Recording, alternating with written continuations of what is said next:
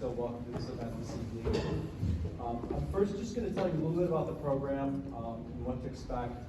I'm going to hand it over to Greg Morrisett, our dean, in just a moment, and he's going to be speaking with our author, Ari Juels, about his book, The Oracle. At the conclusion of the talk, we're going to open it up for a brief Q&A, and go as long as we have questions, hopefully not too long. And then Ari will be signing books over here at this table. So with that, I'd like to turn it over to Greg. Greg, it's all you. Thanks, Neil, and thanks everybody for coming out. Especially glad that the power is on for those of you. And let's hope it stays on, and let's hope the snow holds off for a little bit longer. I've always said Cornell Tech has the best, most brilliant faculty in the world, and I believe this, but I never expected one of them to be a novelist, I'll have to admit. We hire them for their expertise in computer science, in operations research, in electrical engineering, in urban tech, in health tech, in connected media, but also in business and in law. We do not necessarily hire them because they're going to be a famous novelist.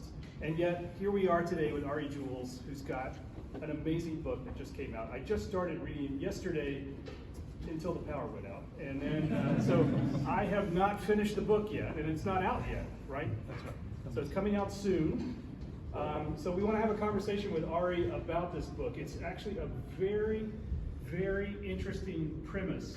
And maybe I'll let Ari, can you just explain in a brief, without giving anything away, because there's a lot of fun stuff in this book, a brief synopsis of what the book is about. Yeah, let me make sure. Can people hear me first? Yeah, okay. Great. So without any spoilers, here's the plot in a nutshell.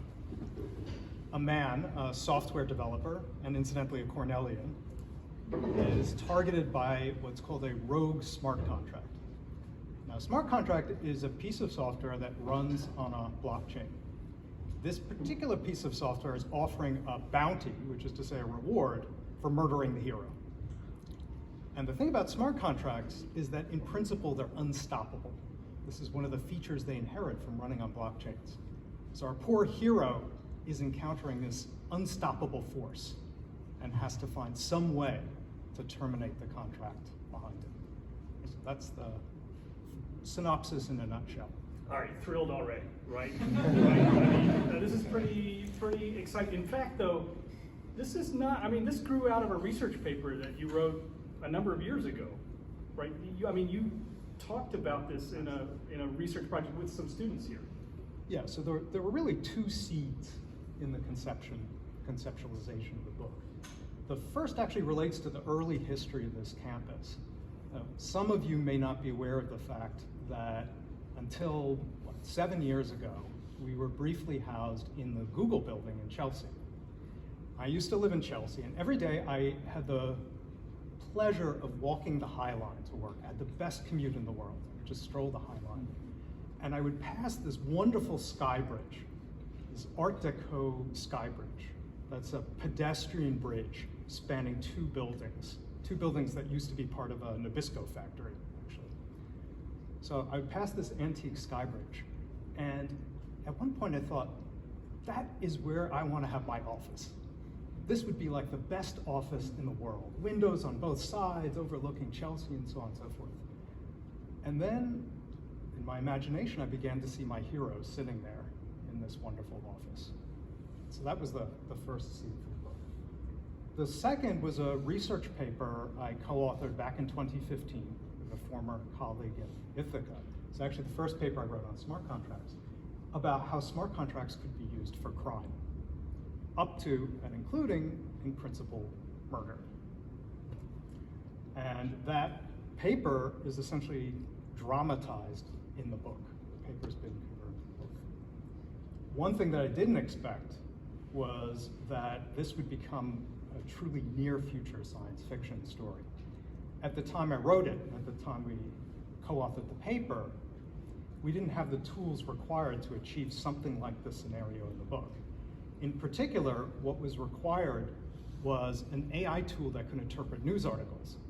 And back when I started writing the book in 2018, I thought, okay, that's not gonna happen until year 2040. Toward the end of the writing process, 2022, ChatGPT dropped. boom. And suddenly the premise of the book became technically plausible. Now I want to emphasize, you can't do the thing in the book today, happily. Right? We don't have the infrastructure. But the book has evolved into a cautionary tale about the risks of combining blockchains and AI. This is one value the book has, one important purpose that I didn't originally intend when I started writing it and we co-authored the paper. Yeah, I want to dig in on that in particular because, of course, Cornell Tech is really focused around AI in particular, but also has one of the world's leading centers on blockchains here, the Initiative in Cryptocurrencies and Contracts that you lead, and is now spread from this campus and Ithaca to University College London, to EPFL in Switzerland, to University of Illinois, to Berkeley. Maybe we should back up though, and for poor people, lay people in the audience, explain a little bit about what is one of these crypto contracts. What are you talking about when you talk about a contract? And what's an oracle, and how does that tie into the whole thing? Yeah, so as I said, a smart contract is a little piece of software that runs on a blockchain and inherits some of the useful properties of blockchains. One is the fact, as I said, that it's unstoppable. This is actually a good thing in general. It means that the smart contract is never going to go down. It also means that, in a sense, the smart contract can act as a kind of trusted third party that you know will always be there. Second feature, another that contributes to this kind of trusted third party property, is the fact that smart contracts are immutable. Once a smart contract has been launched on a blockchain, it can't be rewritten. And that means the rules under which it operates can't change under your feet. This helps make smart contracts trustworthy.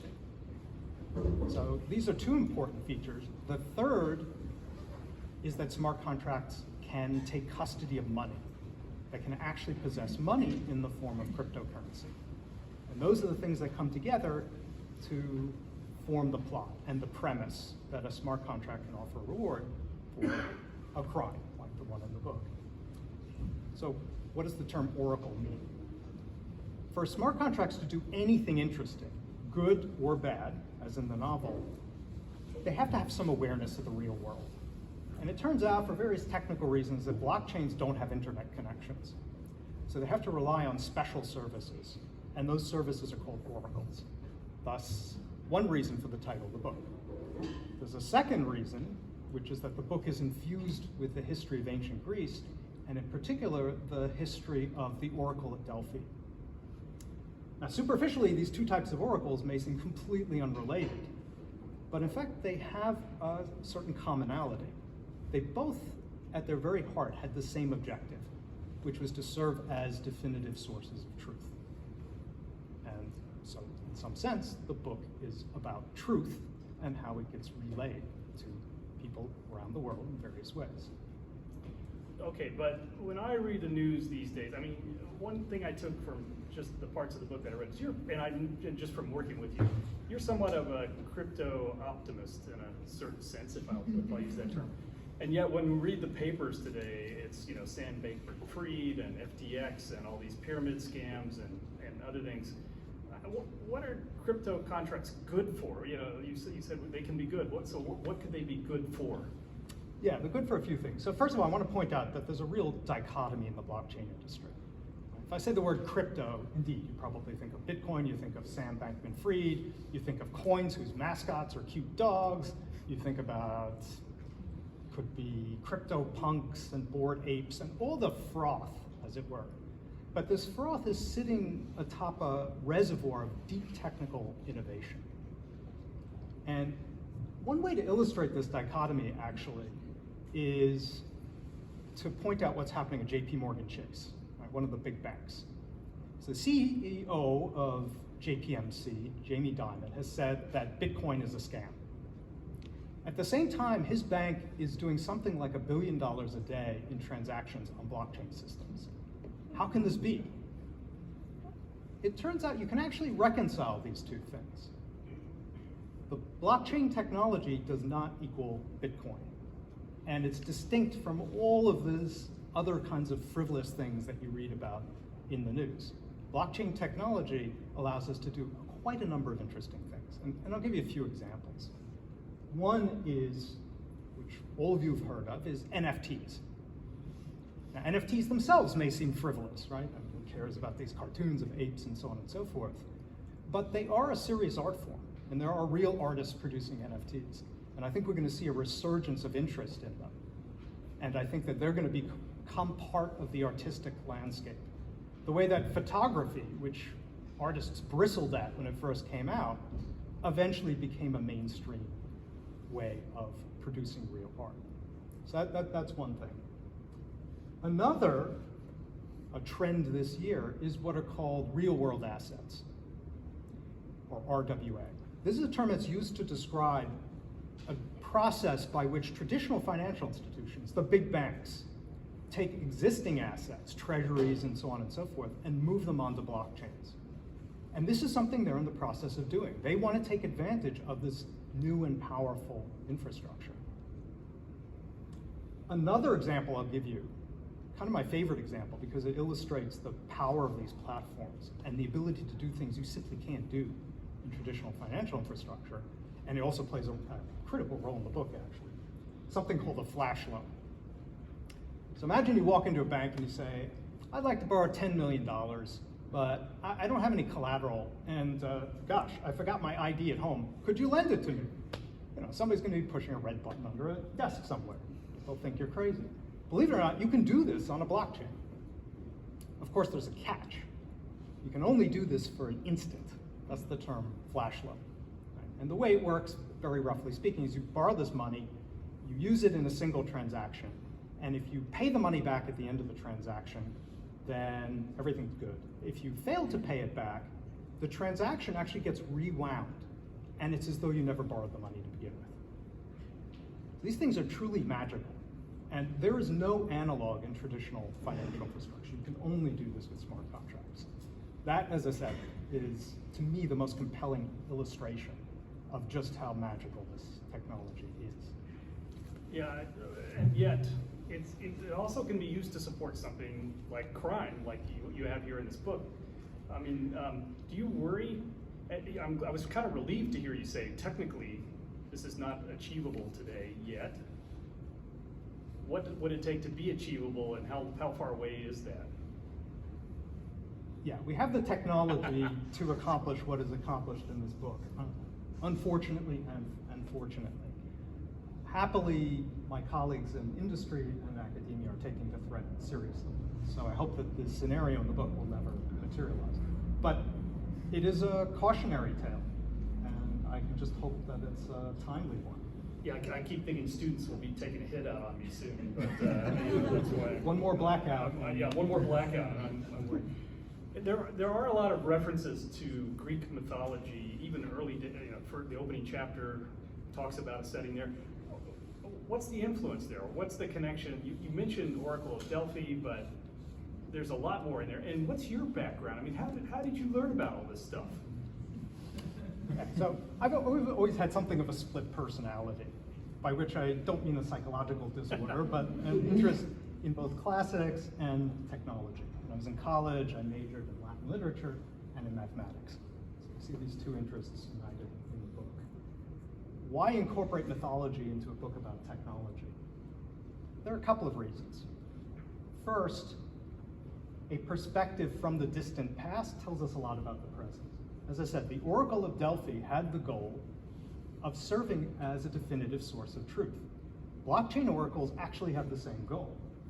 And it's interesting to think about this goal from the perspective of somebody living 2,000 years ago. Additionally, there are some very interesting resonances between ancient Greece and what I'll call Web3 or blockchain.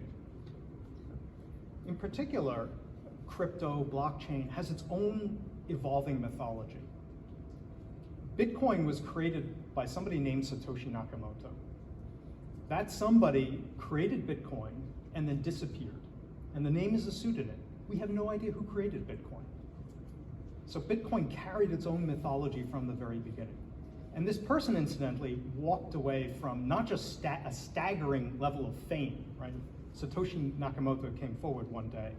We would all know who this person was. It would be on the front page of New York Times, every news site, but also walked away from what is today a fortune amounting to something like $40 billion. This is incredible. So there's this mythology forming under our very noses, and that has a resonance with ancient Greece, of course, which created its own mythologies that have been handed down to us. Another reason is that technology takes something away from us, in my view. It strips us, in many ways, of a sense of awe. When the answer to nearly every question is at your fingertips, you don't have the mystery that encompassed people, even within living memory, before the advent of the internet. An ancient Greek could walk into a temple. People often said, for instance, they had this experience walking into the temple of Zeus at Olympia and see the statue of a god and feel that they were communing directly with a divine power. How often does that happen to us today? So one of the things I'm hoping to do by introducing ancient Greek mythology and lore into the book is to give people a glimmer of this feeling, this thing, as I said, that's been taken away from our lives because of technology, and re-infuse it into both the story and into our sense of the technology that is evolving before our very eyes. Excellent. So earlier on, you talked about how AI was an enabling technology for the Oracle in the book.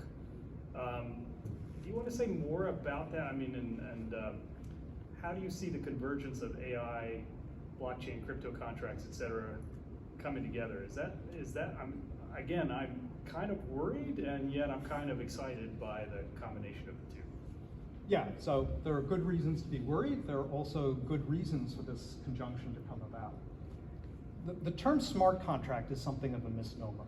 Smart contracts, people like to say, are neither smart nor contracts.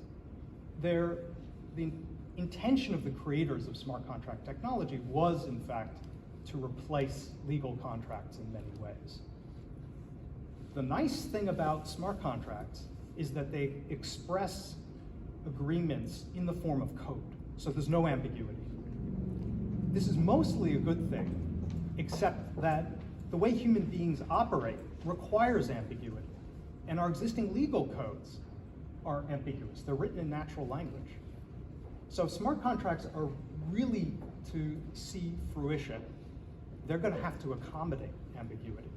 If we're going to write smart contracts that interface with existing legal codes, we're going to need some bridge between the two. And NLP, which is to say, AI tools, LLMs, ChatGPT type things, are the natural way to achieve that interface and to imbue smart contracts with this necessary form of ambiguity. Yeah, I think early days, you or one of the other faculty was explaining to me an example from insurance, that I might buy insurance for the flight to Ithaca, might being canceled, and a smart contract might offer that service. I would give them a fee for the insurance, maybe $5, and if the plane landed, then they would keep the $5, but if it didn't land, then I would get back $10 or whatever the insurance paid out. And the whole point is, how does it know whether the plane landed or not, right? Like, so how does it get that information from the real world? And you're saying LLMs like ChatGPT could help interpret other sources of information from the real world to try to relay that information onto the blockchain. Yeah, that particular example that particular application you can achieve with oracles as they exist today. Oracle systems will fetch data from existing web servers and relay the data to smart contracts. And you can find APIs that will tell you whether a plane has arrived on time. And in fact, there are insurance products of exactly the type you described in existence today in blockchain systems. I have no idea how heavily used they are. But if we want access to all of this other data, natural language-based data, then we're going to have to incorporate LLMs into Oracle systems. That hasn't happened yet, and I just hope that we're careful in the way that we initiate that integration. Are there other nefarious crimes that came out of your paper that you've thought of? Is there another novel then in coming out of this paper? There is, although I have a completely different book in mind. Yeah, we talk about a few different crimes. Some of them, for instance, are cybersecurity related crimes. You can pay somebody, for instance, to mount a denial of service attack against a website. That would be another example. Or to steal a private key, as it's called, the thing that underpins the trust on the internet, and a few other applications in the paper. This is the one I'm most concerned about. Yeah, I mean, we're already seeing takedown and request denial of service attacks being paid in cryptocurrency. So Yes. it's really not that big a leap to do that level of indirection through the contract, right? Yeah, not at all. Yeah, oh, scary. Okay, but one question I have about the book itself is you have this picture of a coin on the cover. It's kind of a cool, it's very Cornell Tech-y, right? It's got this cool combination. But yeah, what are the connections to coins? And there's references to Greek coins throughout the books, right? Yeah. So maybe you want to say a few words about that. Yeah, I developed a little obsession with Greek coins as I was writing this book, because I came to realize they were basically the mass media of the ancient world. When rulers wanted to advertise all the wonderful things about their reigns, they would include appropriate imagery, symbolism, in the coins that they minted. And one way that the Oracle of Delphi's towering importance in the ancient world has become visible is through the many references to the Oracle of Delphi in a number of coins.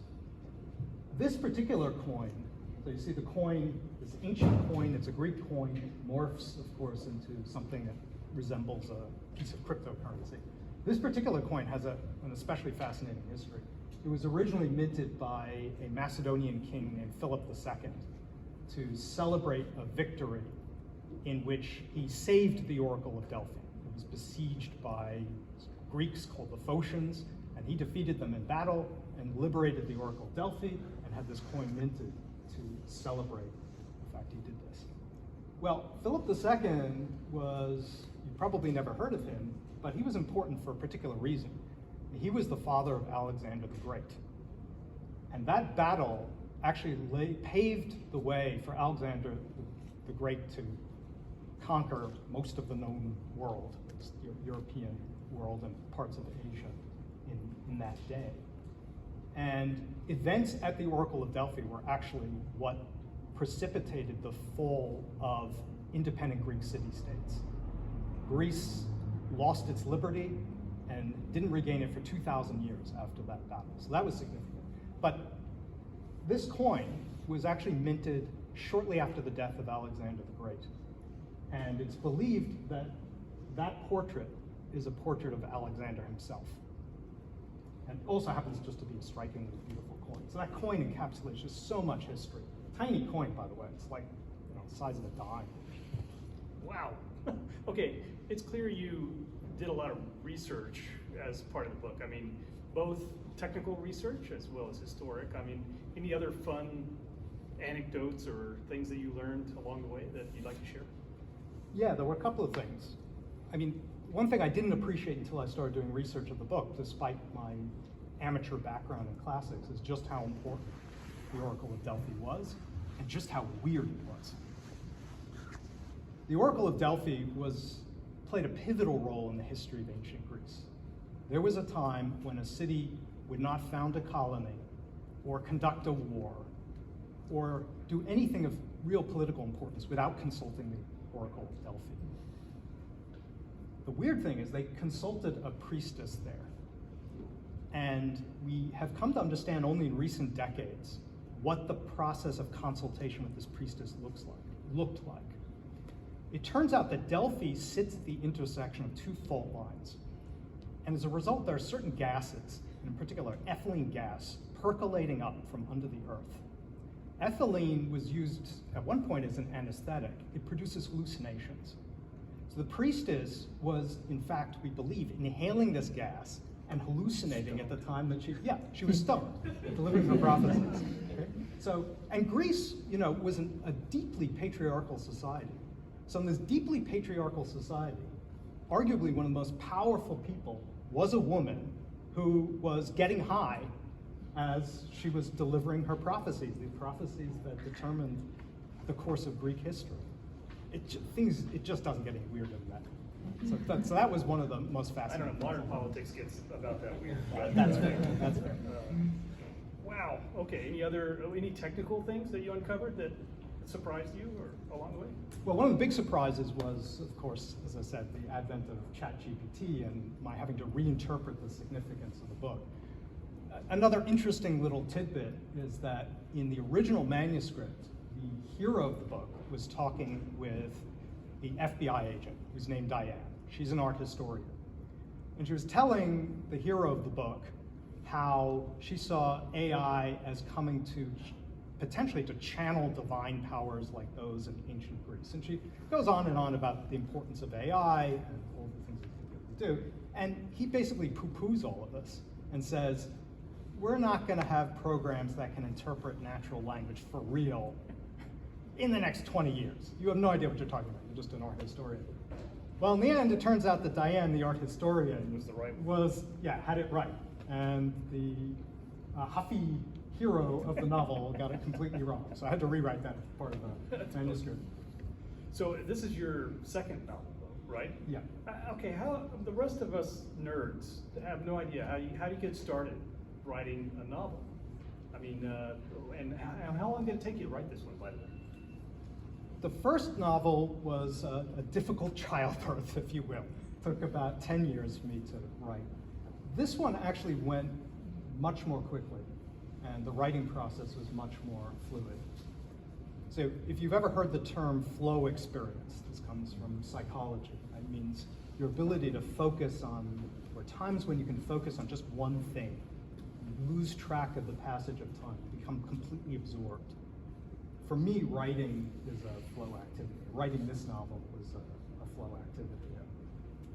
How I got started, as I mentioned, there were these two seeds of the novel, and they just kind of came together and compelled me to write it. And the fact that I could sit down and just write and write and write enabled me to get it done. And it took about 2 years, I would say. Yeah. So you started a couple of years ago, or it's did COVID help at all? Yeah, actually, if it weren't for the pandemic, I'm not sure I would have gotten this thing done. Right? I basically had 3 jobs at the time I was trying to write this thing. My job here, I also consult to a company called Chainlink Labs. I'm very involved in. This is an Oracle company, not totally coincidentally. Right? So 2 jobs and then writing the novel. So if it hadn't been for pandemic, and also sabbatical, I gave it a sabbatical, I certainly would not have finished it in 2 years. Okay, rest of you faculty, take note. You should be writing a world award-winning novel when you go on your sabbatical. Speaking of names, though, you mentioned the FBI's agent's name was Diane, but what's the protagonist's name? Like in the parts that I read, there wasn't a name yet. There is no name. There is no name. The protagonist is unnamed. That wasn't my intention when I first set out writing the book, but this character just resisted being named. I felt at some point, if I attach a name to the character, my ability to empathize with the character somehow was going to dissolve. Yeah. So I never ended up naming the hero. And this is not completely unusual. There are a number of novelists who've adopted this device, one of whom I have great admiration for. A spy novelist from the 1960s named Len Deighton. He's been completely eclipsed by Ian Fleming, but in many ways I think he's actually the better novelist. His early novels had an unnamed protagonist, so I drew on his use of that literary device for inspiration. And there's a joke in the novel, by the way, which I'll reveal since you might miss it otherwise, a sort of metaphysical joke, where the hero's saying he knows this faculty member at Cornell Tech, and the faculty member's okay, but his work's kind of boring, because the hero can anticipate 6 months in advance what this guy's going to publish. Yeah. And so the joke here is that faculty member, of course, is me, and the reason the hero of the novel can guess what I'm going to publish 6 months in advance is that we share a brain. So, little joke you wouldn't have caught, probably. No, I caught that right Oh, you away. did? That's why I wanted to call the protagonist Ari. But anyway, I mean, it is you do consult for this company, and in fact, you created a company that creates oracles. Is that right? I wasn't one of the co-founders, Okay. but I was involved from the early days. But you sold them a company or something, right? Yeah. They acquired or licensed a couple of technologies from Cornell that Yeah. were developed in my group, Oracle Technologies. Oracle, Exactly. right. Yeah. Okay. Where do you see the world of? I mean, just popping back to your technical research for a second. what's going on in your group right now, and what kind of research are you guys working on in the blockchain and crypto contract world? Well, so let me say that most of the tech in the novel is real, in the sense that it's based on either existing systems or research that my group is doing or others are doing. And some of that research is ongoing. For example, I mentioned flash loans. We're working on a flash loan related project, and that is reflected in the book. In fact, my student who's spearheading that work, Kushal, is here.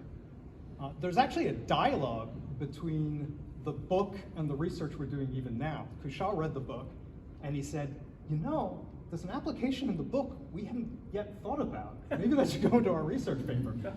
So you're mining your own novel for ideas. Okay, great. Yeah, so research papers are going to the novel, and bits of the novel are going to research papers, and at some point the two will become indistinguishable. Yeah, exactly. Well, probably not, but okay. Yeah, I'm exaggerating.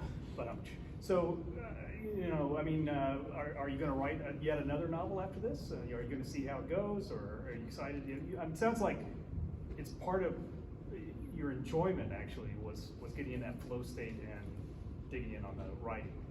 Yeah, I wouldn't even use the term enjoyment, because I'm unaware of my own internal state. It's like an obsession. Yeah. So there's an obsession there that I think will compel me to write another book.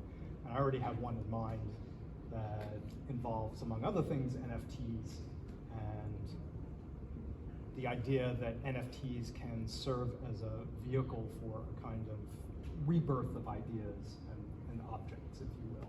So can you explain to the audience, non-fungible token, what is it? And explain how that works in the context here. Yeah, non-fungible tokens are typically pieces of digital art whose ownership is represented on a blockchain. It's really as simple as that. But the fact that their ownership is represented on a blockchain makes it possible to buy and sell them very easily and to do interesting things with them. And NFTs themselves live in smart contracts, so they can benefit from the various properties that I mentioned. So there was a bubble in NFT markets, I don't know what it was, a year ago now or so, that has since deflated. But I think the deflation is good, because people will begin to take NFTs more seriously as I suggested earlier, as an artistic medium. And I myself am quite interested in NFTs. I've had an impossible task in trying to get my PhD students interested in them, but I personally am quite interested. Yeah, in fact, you worked on a display that was over in this building, right, for a while, of some NFT artwork. Yeah, we hired a glass blower to create this 10-foot high piece that we used as a projection screen. And we displayed some rare NFTs we borrowed from their owners on this screen. And we had a series of talks, lectures here. It was really quite a nice event. Yeah, I mean, it is exciting to think about how it could help artists. For example, when a piece of art is resold or whatever, then there's the possibility to put in the contract that they should get some of the proceeds if that sale happens again, right? That's part of the theory behind why NFTs could really be good for the art world. Yeah, that's one of the features NFTs can have in principle. Unfortunately, that began to go away toward the end of the hype cycle. I hope it will be reintroduced. But one of the things you can do with a smart contract is, you can't do it directly in the smart contract, I won't get into technical details, but one of the things you can do with NFTs is track changes in ownership and reward artists for the resale of their art, which typically doesn't happen in the US. There's some places where artists will receive a fee when a piece of art is sold from one owner to another. But you can do this within blockchain systems, essentially automatically. And so artists can be rewarded with recurring revenue in principle when their art changes hands. This would be quite nice. So there are ways to give creators access to a much broader audience and to reward them as they really deserve. Creators too often get cut out of, cut out of the benefits when their artworks are sold in ways that I hope we will be able to undo with these new systems. Yeah. All right. Well, I've asked a lot of questions, but I think I want to open it up now to the rest of you folks. And Neil, do we have another mic or something that we can pass around, or people can just yell really loudly? And but you have to ask Ari. You can't ask me any questions. Okay. Okay, that's good. So, any questions from the audience? Raise your hands, please. There's one in the back there. Just yell it out. No? Okay. Here, I'll bring it. Really? Yeah, go. Hi, thanks for the nice presentation. You talked about the need for like ambiguity in smart contracts, and if I got it right, you're saying like people are not as precise as contracts, so we need to introduce more ambiguity in the smart contract world rather than making the people more precise, because that's impossible. I was wondering if you could give us a few more words about how you think that ambiguity could look like from the point of view of a smart contract. Yeah, well, so one way that a smart contract might, to create a smart contract today, you have to write a piece of code. And most people are not coders, or can't enshrine in code their idea of what an agreement should look like. One way that smart contracts could be created is through a natural language interface. So you actually write out what the smart contract is going to look like, and that gets realized in a piece of code. Now, you would probably want the help of an attorney if you take that particular approach, but maybe we'll have LLM attorneys come along. Additionally, as I mentioned, if we want to interface with existing legal codes, say the Uniform Commercial Code, which is used in, I think it's 49 out of the 50 states, the only way that we can import it into a smart contract is through a natural language interface, because the UCC is a written document. It's an English language document. That makes it easier to draft. It's not necessarily more ambiguous. If it's written in natural language, it's going to be more ambiguous than if it's written in code. Yeah. Yeah.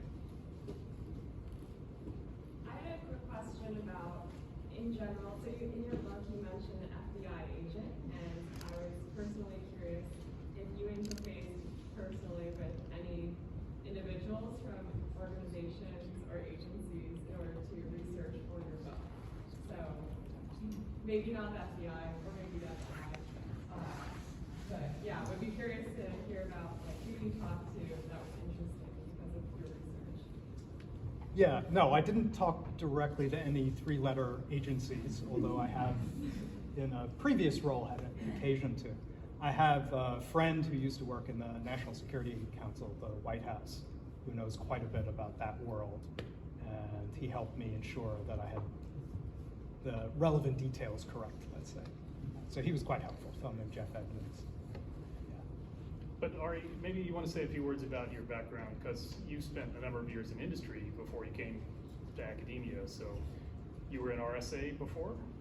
Yeah, I was at a security company called RSA. I was the chief scientist there at the time that I left. That was through 2014. So I'm relatively young, I guess, as an academic, as it were. I've been an academic for only 10 years. So we're fortunate to have you. Other questions?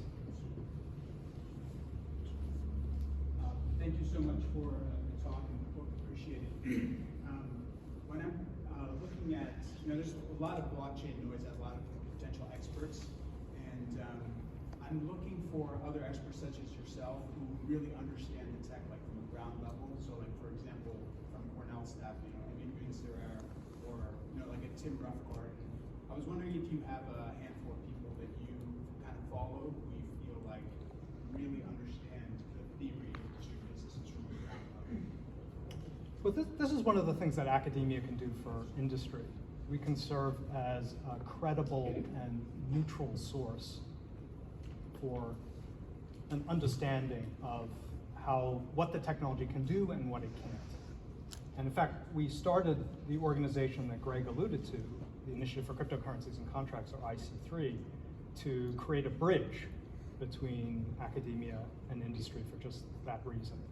Within IC3, we have 19 faculty from different areas of computer science, but also from outside computer science, business and law and so on and so forth. So we actually have pretty broad expertise within IC3, and one of the things that IC3 is doing and will continue to do is educate the blockchain industry about the fundamentals. And do this in a way that, as I said, is credible and neutral. We don't have any products to hawk, as it were. And FYI, they follow him. Yeah, and I would point out that all the names you mentioned have a Cornell connection. Yes. So Gwyn was a faculty member in Ithaca. And co-founder of IC3. And co-founder of actually. IC3, and runs ABBA now. And Tim Roughgarden was a PhD student at Cornell. So you should go to Cornell. Thank you. Great question. Other questions? Yeah. Yes, back there. Sure. I'm wondering what the biggest stop for this big implementation in the real world today is. Like, what is stopping the government from going out tomorrow and making blockchain standard across everything? Do we need like a younger president? Or Sorry, I'm having a little trouble hearing you from back there. Is there a microphone?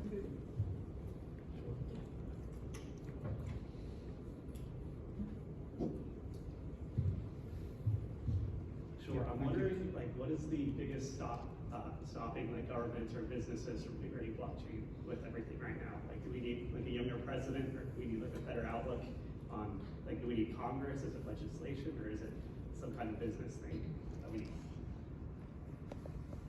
I think actually we need decent regulation.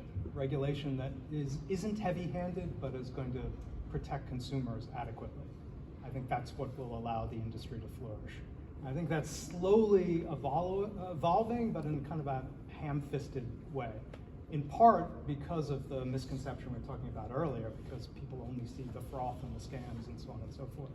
So I hope that politicians can see past the frivolity and understand that there's a deep and powerful technology emerging here and support it with an appropriate regulatory framework.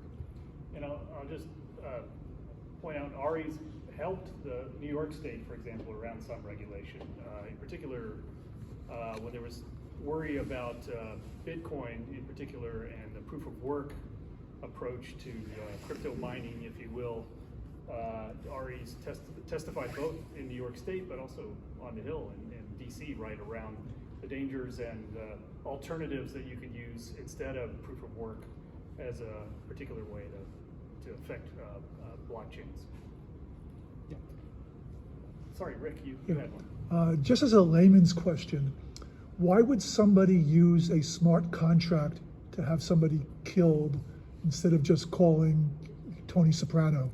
You know? Yeah, great question. Remember I said that smart contracts are trustworthy. They can act as trusted third parties. And we all have a problem. Commerce is predicated on trust.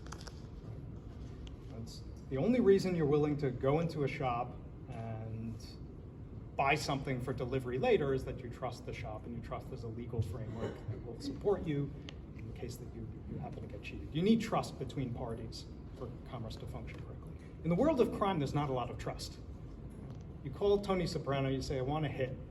He'll say, well, I want the money now, right? What's your response going to be? You're going to hand over $50,000 to Tony Soprano on the strength of the promise that he's going to carry through with this hit? Probably not. And is he going to carry through with the hit when he doesn't know he's going to get the $50,000 from you? Probably not. But if you use a smart contract, you get a guaranteed fair exchange, as it's called. The person carrying out the crime knows that the reward will be on offer if the crime is executed, no questions asked, because the smart contract will pay the bounty automatically. And whoever has paid the bounty in the smart contract knows that the smart contract will only pay if the crime is carried out. So it brings this essential ingredient of trust to the industry of crime, if you will. That's the reason. Yeah, I read somewhere recently that most of the people that respond to ads on the dark net for murder for hire are FBI agents. So, Yes. There's another reason they wouldn't trust necessarily. And I mean, there's also anonymity to some degree in this world, right? Yeah. So you can post that contract without revealing who you are, and you can get the payout without revealing that you got the money. So that also facilitates this particular crime. That's exactly right, yes. Yeah, you don't get perfect anonymity, but you do get, indeed, some degree of privacy. You're absolutely right, that's another benefit. It's pretty scary. You should read this book. Okay. I guess this might be a reach both find out kind of question, but how, so if it's facilitated by a smart contract, how does the killer know, or how does the person who, put on the smart contract know that this is the killer? That's a great question. You should read the book. Yeah. I had the Yeah, it's same actually- question. it's described in and it's detail. described very well. Actually, I mean, this is another point, is that you actually explain a lot of technical concepts in the book, and compared to any other sci-fi novel that I read, it's like, it's a lot more technical. Did you find that a challenge, like to try to explain these kinds of protocols to a layperson? Yeah, well, thanks to your keeping me employed here. I work as an educator. And one of my goals in the book is to provide a non-technical entree, an entree for anyone who's crypto-curious to learn about the technology. So the book tries to explain concepts using analogies and in relatively accessible ways, including how this contract works, what smart contracts are, what a blockchain is, and so on and so forth. That was one of my purposes in writing the novel. And one of the things that I love is that the building blocks for these things, these protocol components, are usable in many contexts, not just blockchain, but in other cryptographic contexts where they allow computers and distributed systems to do amazing things, and you learn a lot from that. Other questions? I was wondering if you could speak a little more on your comment about technology taking away a sense of wonder, because in many ways the way that new and emerging technologies are marketed and sold is on the sense of wonder, right? The wonder of the new experience, the new interface, but also there's a whole body of research like stemming from James Gibson and affordance theory, right? Like new technologies create the possibility of new kinds of experiences of doing things. And so if you took someone, say, from 100 years ago, them in the world today, or even 20 years ago, it would be quite overwhelming and stimulating in this way where like there's wonder, or you read about accounts of like the first time someone encountered a train, right? So what is it you think within that leads to that sense of not having the wonder, or maybe a kind of boredom or banality of things that might seem quite extraordinary and maybe still are at some point? Yeah, that's a great question. I mean, we do get little doses of wonder. I don't want to suggest that the world is completely denuded of awe. But I don't think that awe has quite the same depth or persistence that it has in times past. And if we could time travel, yes, I think we would re-experience it by seeing technologies in the future. But additionally, technology is evolving in a somewhat incremental way, for the most part. And additionally, we've become so technology hungry that we're not surprised by advances in technology the way I think we would have been 100 years ago. Right? Motion pictures, as you said, just boggled the mind. Today, virtual reality is pretty amazing, but I wouldn't say that it's awe-striking. I wouldn't say that it has a deeply magical quality. And as I said, the fact that we have the answers to so many questions at our fingertips and that so many mysteries have been taken away from us, I think also changes the quality of the awe or wonder we experience. So again, I don't think it's the world, awe and wonder have completely vanished from the world, but I think they've become less deep and meaningful. Great question. Anybody else? One more. I wanted to thank you, for the book and, sharing your insight, and like the parallels from, historical times to the present. I wanted to know what fields do you think could benefit the most from oracles? Sorry? What fields do you think could benefit the most from oracles? Oh, what fields could benefit the most from oracles? Well, today the term oracle really just means a connector for smart contracts to interface with the world. But smart contracts, I think, are going to have lots of different applications. I named a few. Some of those applications are going to seem pretty banal, I think. like making our financial infrastructure more efficient, making the financial industry more efficient. But it turns out those little banal advances actually accrue to our benefit in that they make the world as a whole more prosperous. Right? So I think a lot of the benefits of smart contracts are going to be on systems back ends, and they're not going to be immediately tangible to users.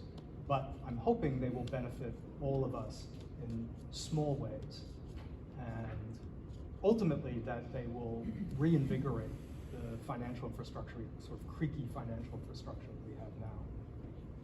Thank you. Oh no. I just wanted to say a few more words about like the writing journeys and particularly like writing and novelism. Are there any similarities between writing and research paper? More specifically, do you like basically like in research? I mean, you don't know what was the end goal. You start like Yeah. Is it the same thing in the book, or you have the story in your mind before you start writing? Like each time you're writing something, and you say, I don't know what's going to be the next. You've discovered my secret, which is that when I write a research paper, I think of it as a piece of fiction. And in some sense, or much research, I should say, not all research, is in fact an expedition into science fiction. You're conceptualizing systems that don't yet exist. So there is a marked similarity between writing a research paper and writing a novel. And as I mentioned, there are a number of connections between this particular novel and the research that's going on in my group. So yes, there is actually considerable overlap, I would say. Yeah, I always tell my students, writing a technical paper is really about writing a story. Yeah. And it's got to have a beginning and a middle and an end, and it's got to flow and connect. And I'm sure writing newspaper articles and so forth, it's also really about storytelling. I mean, and so I can imagine this is really good practice for writing research papers and vice versa. Yeah, except that if you're going to submit a paper, you need to make sure your prose is really dry. That's the one difference. Exactly. Okay, well, Ari, thank you so much. I'm excited to finish the book. I hope everybody here will read it, and tweet about it, and make sure you mention Cornell Tech when you do that. But thank you so much for coming out. Thank you all for coming.